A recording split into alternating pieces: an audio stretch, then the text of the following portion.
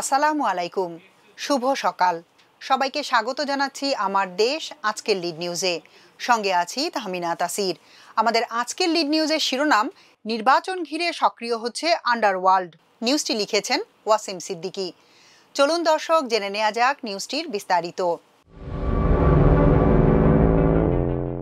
জাতীয় নির্বাচনকে সামনে রেখে ঢাকার মিরপুর সহ বিভিন্ন জায়গায় রাস্তায় প্রকাশ্যে খুন, চট্টগ্রামে নির্বাচনী প্রচারের মাঝেই গুলির ঘটনা, এমন এক সংগঠিত অপরাধ চক্রের উত্থান দেখা যাচ্ছে যাদের নিয়ন্ত্রণে রয়েছে অত্যাধুনিক অস্ত্র, কিশোর তরুণ সমন্বিত সমৃদ্ধ গ্যাং নেটওয়ার্ক এবং বিদেশ থেকে পরিচালিত ভার্চুয়াল কমান্ড রুম। নিরাপত্তা সংস্থাগুলো এবং পুলিশ সদর দপ্তরের তথ্য অনুযায়ী কিছু গ্যাং রাজনৈতিক নেতা, শীর্ষ সন্ত্রাসী এবং ভারতীয় গোয়েন্দা সংস্থা র এর সঙ্গে গোপন যোগাযোগ রাখছে। তাদের উদ্দেশ্য নির্বাচনের আগে সার্বিকভাবে আইনশৃঙ্খলা পরিস্থিতিকে অস্থিতিশীল করা, এলাকায় ভীতিকর পরিবেশ সৃষ্টি করা এবং অপরাধ চক্রকে রাজনৈতিক হাতিয়ার হিসেবে ব্যবহার করে সর্বোপরি টাকা কামানোর নিরবিচ্ছিন্ন পরিবেশ তৈরি করা। নিরাপত্তা সূত্রগুলো বলছে, কারাগার থেকে মুক্তি পাওয়া গ্যাং নেতা, বিদেশে গা ঢাকা দেওয়া অপরাধীরা আবার তাদের চক্র গঠন করছে। তারা এনক্রিপ্টেড অ্যাপ, আন্তর্জাতিক ফোন নম্বর, হুন্ডি নেটওয়ার্ক ও ভার্চুয়াল রুম ব্যবহার করে তাদের অনুসারীদের উপর নিয়ন্ত্রণ বজায় রাখছে। অনেক ক্ষেত্রে নিরাপত্তাহীনতা তৈরি করার মাধ্যমে নির্বাচনী ও রাজনৈতিক প্রভাব বিস্তারের চেষ্টা রয়েছে তাদের। পুলিশ সদর দপ্তর সূত্র বলছে, আইনশৃঙ্খলা রক্ষাকারী বাহিনী কঠোর অবস্থানে রয়েছে, কিন্তু মাঠ পর্যায়ে শান্তি বজায় রাখতে তাদের জন্য সবচেয়ে বড় চ্যালেঞ্জ হলো এমন একটি অদৃশ্য রাজনৈতিক অপরাধী নেটওয়ার্ক ধ্বংস করা, যেটি নির্বাচনকে প্রভাবিত করার ক্ষমতা রাখে। কারণ হিসেবে দেখা যাচ্ছে, পরিবর্তিত রাজনৈতিক প্রেক্ষাপটে রাজধানী ঢাকায় বেশ কয়েকজন প্রভাবশালী রাজনৈতিক নেতার আশীর্বাদ রয়েছে আন্ডারওয়ার্ল্ড মাফিয়াদের উপরে। এটি একটি বড় সমস্যা হিসেবে চিহ্নিত করা হয়েছে। এ বিষয়ে সরকারের উচ্চ পর্যায়ে নিয়মিত রিপোর্ট করা হচ্ছে বলে জানা গেছে। গত 2 সপ্তাহে ঢাকায় যেসব হত্যাকাণ্ড ঘটেছে, সেগুলো আন্ডারওয়ার্ল্ডের পুনরুত্থানের ভয়াবহতাকে নতুন করে সামনে এনেছে। গত 10 নভেম্বর ঢাকার ব্যস্ততম আদালত এলাকার মাত্র কয়েক গজ দূরে দিন দুপুরে গুলি করে হত্যা করা হয় শীর্ষ সন্ত্রাসী ও সোহেল চৌধুরী হত্যা মামলার আসামি তারিক সাইফ মামুনকে। আদালত পাড়ার মতো উচ্চ নিরাপত্তাজনিত স্থানে এমন প্রকাশ্য হত্যাকাণ্ড আন্ডারওয়ার্ল্ডের দুঃসাহসকে নতুন মাত্রায় নিয়ে গেছে। এর মূল পরিকল্পনাকারী আরেক শীর্ষ সন্ত্রাসী রনি, যিনি সানজিদুল ইসলাম ইমনের ঘনিষ্ঠ সহযোগী এবং যাকে ডিবি পুলিশ এখন ঢাকার অপরাধ জগতের নতুন ত্রাস হিসেবে চিহ্নিত করেছে। রনি প্রথমে মুদি দোকানি এবং পরে ডিশ ব্যবসায়ী হিসেবে কাজ করলেও কারাগারে থাকা ইমনের মাধ্যমে অপরাধ চক্রের একটি অংশ নিয়ন্ত্রণ করে দ্রুত পরিচিতি পান। ভাড়াটে খুনি ব্যবহার করে এই হত্যাকাণ্ড ঘটানো হয়েছে বলে জানা গেছে। এরপর গত 17 নভেম্বর সন্ধ্যায় পল্লবীর সেকশন 12 এলাকায় একটি হার্ডওয়্যার দোকানে গুলিতে হত্যা করা হয় স্থানীয় যুবদলের সদস্য সচিব গোলাম কিবরিয়াকে। তদন্তে উঠে এসেছে, মালয়েশিয়ায় থাকা সন্ত্রাসী মফিজুর রহমান মামুন এই খুনের প্রধান পরিকল্পনাকারী। এর আগে চট্টগ্রামের 5 লাইশ এলাকায় নির্বাচনী প্রচারের সময় টার্গেটেড শুটিংয়ে নিহত হন সারওয়ার হোসেন বাবলা, যিনি স্থানীয় চাঁদাবাজি ও ঠিকাদারি নিয়ন্ত্রণে যুক্ত ছিলেন বলে পুলিশের ভাষ্য। এই হত্যার সঙ্গে পলাতক সন্ত্রাসী সাজ্জাদ আলীর গোষ্ঠীর সম্পৃক্ততার সম্ভাবনা উল্লেখ করেছে স্থানীয় গোয়েন্দা সংস্থা। ঢাকা চট্টগ্রাম উভয় শহরেই সাম্প্রতিক হত্যাকাণ্ডে স্বয়ংক্রিয় আগ্নেয়াস্ত্র ব্যবহারের প্রমাণ মিলেছে, যা নতুন করে নিরাপত্তা উদ্বেগ তৈরি করেছে।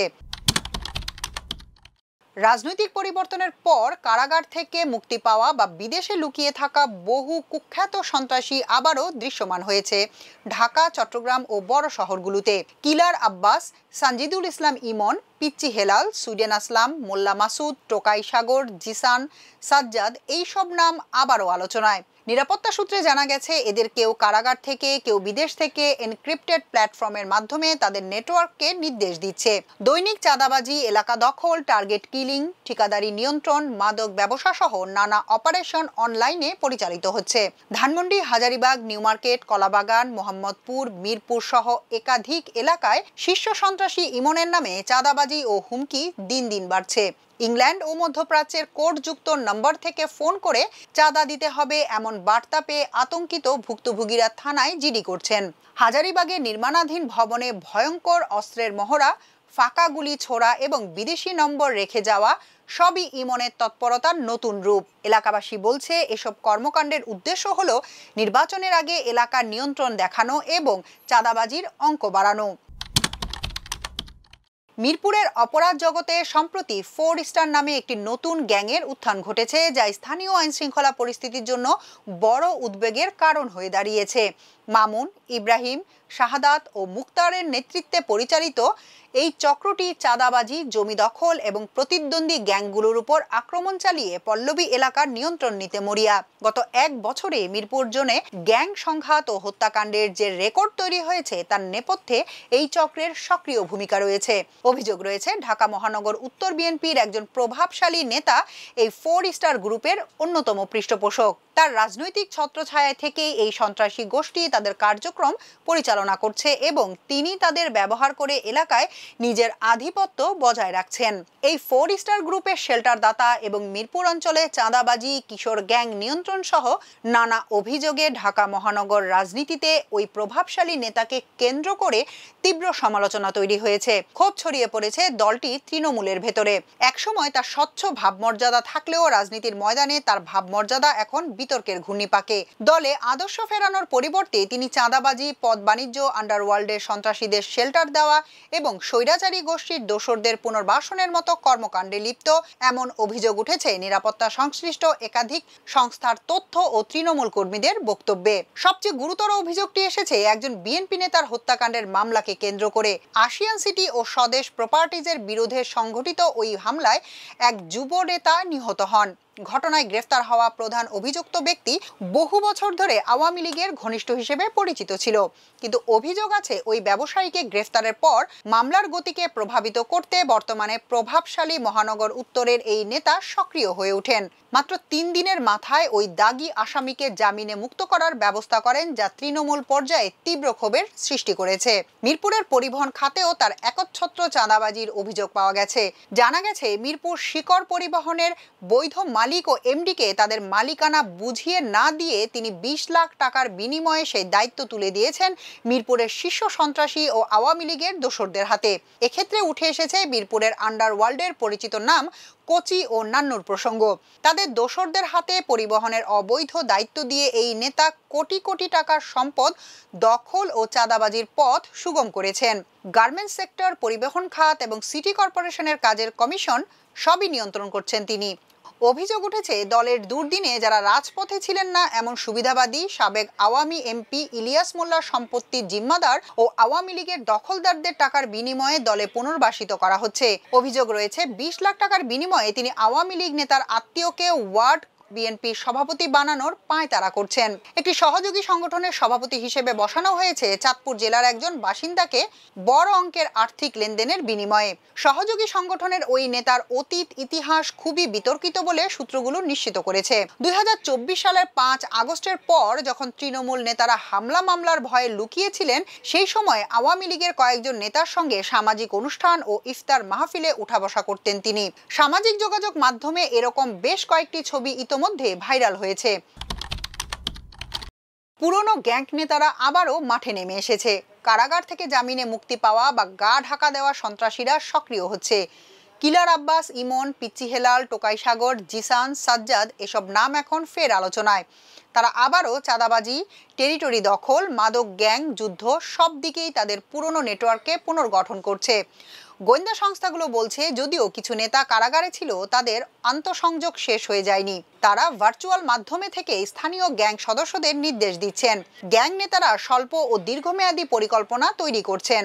রাজধানীর ধানমন্ডি, হাজারীবাগ, নিউ মার্কেট, কলাবাগান, মোহাম্মদপুর সহ সব এলাকাতেই গ্যাং এবং সন্ত্রাসীদের ভয় ছড়িয়ে পড়েছে। এমনকি কিছু এলাকায় কোডযুক্ত বিদেশি নম্বর থেকে চাঁদাবাজির হুমকি বার্তা আসে, যা বিদেশ থেকে পরিচালিত গ্যাং অপারেশনের প্রমাণ বলেই অভিজ্ঞরা মন্তব্য করছেন। জানা যাচ্ছে, ইমন, পিচ্চি হেলাল, মোল্লা মাসুদ ও সুব্রত বাহিনীর নেতৃত্বে ঢাকায় কয়েকটি সন্ত্রাসী চক্র চাঁদাবাজি ও জমি দখলের কর্মকাণ্ড চালিয়ে যাচ্ছে। চলতি বছরের শুরুতে কুষ্টিয়ায় গ্রেফতার হওয়া সুব্রত ও মাসুদ ছাড়া বাকিরা এখনো বিদেশে পালিয়ে আছে বলে জানা গেছে।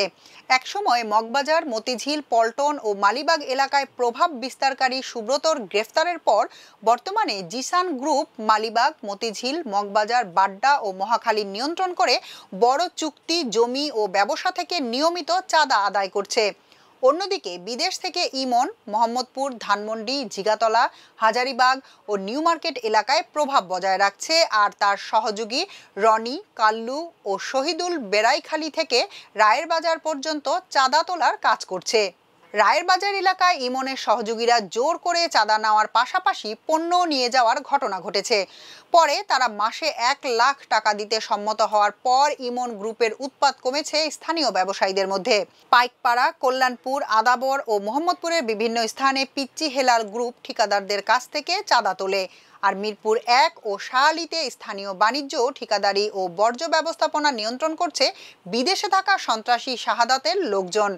মিরপুর 10, 13, 14, ইব্রাহিমপুর, কচুক্ষেত ও ভাসানটেকে কিলার আব্বাস ও ইব্রাহিম গোষ্ঠীর সঙ্গে যুক্তরা নিয়মিত ঠিকাদারদের কাছ থেকে চাঁদা আদায় করছে, এমনকি নির্মাণ সামগ্রী বাড়তি দামে কিনতেও বাধ্য করছে। এর মধ্যেই নতুন নাম উঠে এসেছে পর্দা রনি। একসময় ছোট ব্যবসায়ী হলেও এখন আন্ডারওয়ার্ল্ডের শক্তিশালী মুখ হিসেবে পরিচিত রনি। সে সন্ত্রাসী ইমন গ্রুপের ঘনিষ্ঠ। রনি এমন এক নতুন গোষ্ঠীকে নেতৃত্ব দিচ্ছেন যারা এলাকা, ভোট প্রক্রিয়া ও রাজনৈতিক কর্মকাণ্ডকে ভয়ভীতি প্রদর্শনের মাধ্যমে নিয়ন্ত্রণের চেষ্টা করছে। ঢাকা মহানগর ডিবি প্রধান শফিকুল ইসলাম বলেছেন, 2 শীর্ষ সন্ত্রাসী ইমন ও মামুনের মধ্যে সম্প্রতি দ্বন্দ্ব বেড়েছিল। আইনশৃঙ্খলা পরিস্থিতি যাতে অবনতি না হয় সে বিষয়ে সজাগ রয়েছে police. DMP commissioner Sheikh Mohammad Sajjad Ali বলেন, ঢাকার অপরাধ পরিস্থিতি অনেকটাই নিয়ন্ত্রণে আছে। দেশে অবৈধ অস্ত্রের সংকট নেই, বরং সরবরাহ বেড়েই চলেছে। পুলিশ ও গোয়েন্দা প্রতিবেদনে জানা গেছে, টেকনাফ, বেনাপোল, চাঁপাইনবাবগঞ্জ, কুষ্টিয়া, দিনাজপুর ও মেহেরপুর সহ অন্তত 18টি সীমান্ত পয়েন্ট দিয়ে নিয়মিত ঢুকছে আধুনিক আগ্নেয়াস্ত্র ও অ্যামুনিশন। নদীপথ, ট্রানজিট, নাফ নদীর অগভীর পয়েন্ট, এমনকি ছোট দ্বীপাঞ্চল ব্যবহার করে অস্ত্র চোরাচালান চলছে গোপনে। জুলাই বিপ্লবে দেশের বিভিন্ন থানায় লুট হওয়া 5,763টি অস্ত্রের মধ্যে 1,340টি এখনও নিখোঁজ। গোয়েন্দারা বলছে, এই অস্ত্রগুলোই এখন রাজধানীর বড় গ্যাংগুলোর হাতে, যা নির্বাচনের আগে পরিস্থিতিকে আরও অনিশ্চিত করে তুলছে। যদিও র্যাব গত 4 মাসে 189টি এবং বিজিবি 9 মাসে 1,225টি অস্ত্র উদ্ধার করেছে, তবুও পুলিশের নিখোঁজ অস্ত্র শনাক্তকরণে খুব বেশি অগ্রগতি নেই। গোয়েন্দাদের দাবি, 75টির বেশি গ্যাংয়ের হাতে এখন স্বয়ংক্রিয় বিদেশি অস্ত্র রয়েছে। নিরাপত্তা সংস্থার একাধিক সূত্র বলছে, নির্বাচনী মাঠে নিজেদের সুবিধা নিশ্চিত করতে কিছু রাজনৈতিক নেতা আন্ডারওয়ার্ল্ডকে হায়ার্ড মাসল হিসেবে ব্যবহার করতে পারে। ভোট ভীতি তৈরি, বিরোধী প্রার্থীর প্রচারে হামলা, কেন্দ্র দখল, এলাকায় আধিপত্য, এসব কাজে অপরাধী চক্রকে আশ্রয় প্রশ্রয় দেওয়ার অভিযোগ রয়েছে। গোয়েন্দা প্রতিবেদনে উঠে এসেছে, ইমন, পিচ্চি হেলাল, জিসান, কিলার আব্বাস এইসব আলোচিত সন্ত্রাসী রাজধানীর কয়েকজন প্রভাবশালী রাজনৈতিক নেতার আশীর্বাদে নিরাপদে চলছে। বিদেশ ফেরত কিছু গ্যাং গডফাদার অনলাইনে কমান্ড রুম চালিয়ে নির্বাচনের আগ মুহূর্তে মাঠ পর্যায়ের গ্যাংগুলোর কার্যক্রম পরিচালনা করছে বলে দাবি করা হচ্ছে। চট্টগ্রামেও একই চিত্র। পাঁচলাইশ, পতেঙ্গা, রাউজান, হালিশহর ও বন্দর এলাকায় সক্রিয় রয়েছে অন্তত 15টি সশস্ত্র গ্রুপ। গত কয়েক বছরে শহরে 35টি টার্গেট কিলিং, 15টি প্রকাশ্য গুলিবর্ষণ এবং 200টির বেশি চাঁদাবাজির অভিযোগ নথিভুক্ত আছে। নির্বাচনের আগে এসব গ্যাং নতুন করে সক্রিয় হচ্ছে। নিরাপত্তা সংস্থার কিছু সূত্র দাবি করছে, বিদেশে অবস্থানকারী কিছু গ্যাং গডফাদারদের সঙ্গে ভারতীয় গোয়েন্দা সংস্থা র এর একটি অংশের যোগাযোগ রয়েছে, যারা নির্বাচনী অস্থিরতা বাড়াতে আন্ডারওয়ার্ল্ড নেটওয়ার্ককে ব্যবহার করতে আগ্রহী। এ ধরনের অভিযোগ অত্যন্ত সংবেদনশীল হওয়ায় সরকারি মহল আনুষ্ঠানিকভাবে কিছু বলছে না। তবে গোয়েন্দারা বলছে যেসব আন্তর্জাতিক কল ও এনক্রিপ্টেড চ্যানেলের মাধ্যমে নির্দেশ আসছে তার মধ্যে কিছু যোগাযোগ প্রতিবেশী দেশের নম্বর ও সার্ভার থেকে পরিচালিত হচ্ছে। নির্বাচনের আগে আন্ডারওয়ার্ল্ডকে রাজনৈতিক চাপ বা প্রভাব বিস্তারে ব্যবহার করার চেষ্টা জোরদার হতে পারে বলেও শঙ্কা রয়েছে। ভারতীয় গোয়েন্দা সংস্থা রয়ের বিষয়ে সরকারের উচ্চ পর্যায়ে নিয়মিত অবহিত করা হচ্ছে। শীর্ষ সন্ত্রাসীরা কারাগার বা বিদেশে থাকলেও তাদের প্রভাব অনেকাংশে রয়ে গেছে। এনক্রিপ্টেড কমিউনিকেশন অ্যাপ, বিদেশি ফোন নম্বর এবং অনলাইন কমান্ড রুম তাদের আধুনিক অস্ত্র। তারা তাদের অনুসারীদের নির্দেশনা দিচ্ছেন দূর থেকে, আর স্থানীয় গ্যাংগুলো সেই নির্দেশনায় কাজ করছে। বিশ্লেষকরা বলছেন এই ডিজিটাল কমান্ড স্ট্রাকচার গ্যাংগুলোর গঠনকে আরও কাঠামোবদ্ধ করেছে। তারা দ্রুত প্রতিক্রিয়া দিতে পারে, নতুন সদস্য নিয়োগ করতে পারে এবং নির্বাচনের আগে নিজের প্রভাবকে অগ্রাধিকার দিতে পারে। শীর্ষ গ্যাং নেতারা তাদের অর্থ ও প্রভাব রেমিটেন্স চ্যানেল, হুন্ডি নেটওয়ার্ক ও অবৈধ আর্থিক লেনদেনের মাধ্যমে বজায় রাখছেন।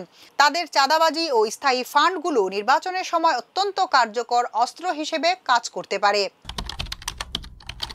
আইনশৃঙ্খলা বাহিনী, ডিএমপি, র্যাব ও সীমান্তরক্ষী বাহিনী এসব গ্যাং দমনে কাজ করছে। তারা অস্ত্র উদ্ধারে সক্ষম হয়েছে এবং সন্দেহভাজনদের গ্রেফতার করেছে।